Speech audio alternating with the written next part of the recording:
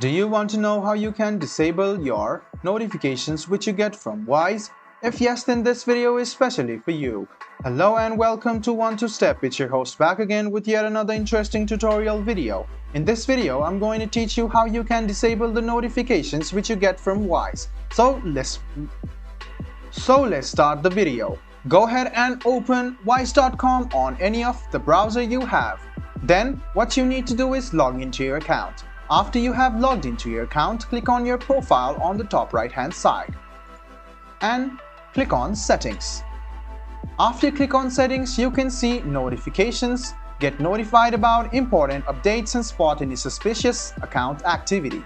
Go ahead and tap on this drop down menu and you can see some of the type of notifications. Some of the notification types are your transfer and balances, your debit card, currencies and features, interviews, reviews and surveys, our campaigns. So you can see that currently most of it is turned on. Now if you don't want to see any type of notifications from Wise and it is disturbing you, you can just click on this and you can see all of the notifications will automatically be turned off.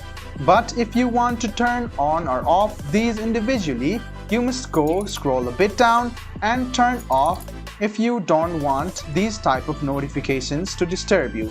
So you can select these and turn it on or off according to your wish.